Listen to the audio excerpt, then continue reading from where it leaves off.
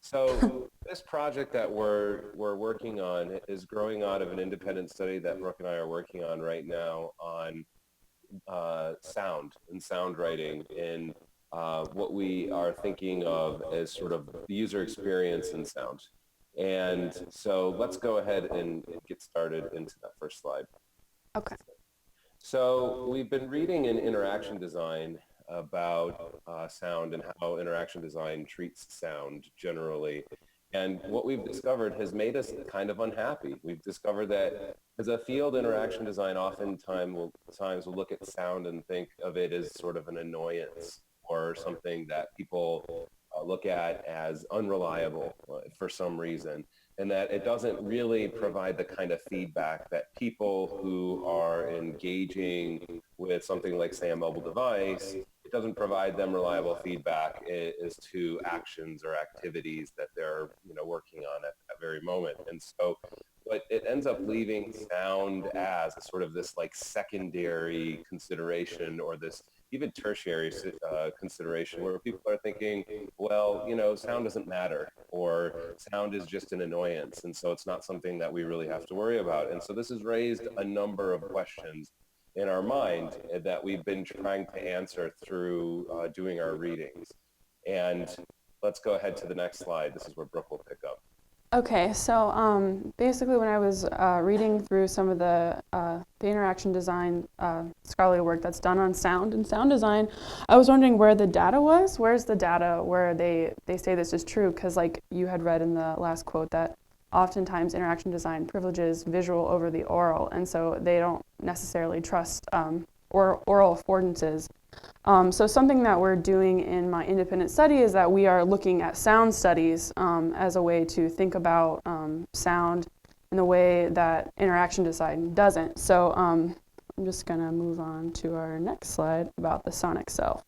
And so we came into contact with this concept that was called the sonic self. And it's this idea that we all sort of have this cultural, historical, technological, and embodied situations and conditions that influence the way that we interact with sound. And that if we think of ourselves as a sonic self, then we're a channel that sound passes through.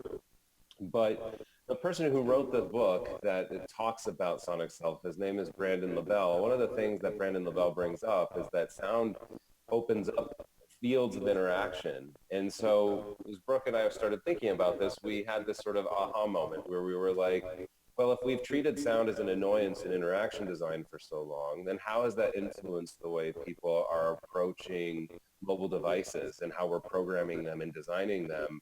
Are we sort of relegating sound to a secondary or tertiary consideration? Are we not taking advantage of the full affordances that sound has to offer? So next slide.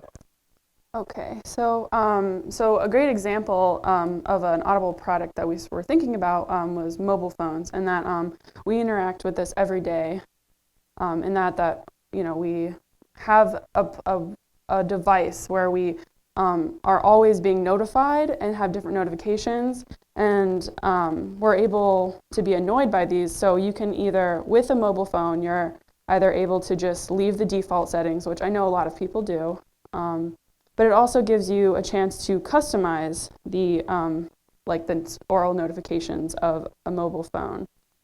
So what we're kind of thinking about is if the sound designers are making these like sound notifications or sound ringtones, whatever that may be, we would just want to know if they're thinking of sound as an annoyance, what exactly are they leaving out? What are the affordances of customizing your mobile phone and its notifications, and then what do they leave out? I don't know if you want to talk about that a little bit more. Right. And so how are experience influenced then by what sort of experiences are we missing out on? What could sound, what potential does sound have? And so we're asking a lot of questions like this right now. So let's move on to the next slide. Okay. So this is And our so we research have, question. Sorry, go oh yeah, ahead. that was bound to happen sooner or later.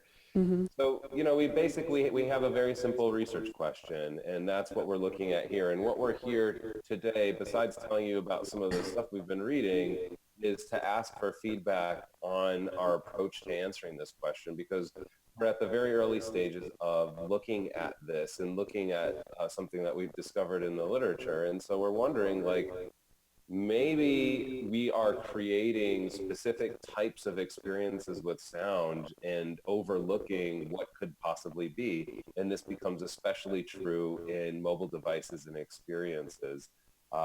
I think early on in web design, once we realized we could embed sound in web pages, we went a little crazy with it. And as a result, everybody went the other way. So are we missing something? And so we've designed a simple study, and that's what we'll be asking for feedback on and some of your consideration on. And Brooke's going to tell you about that on the next slide.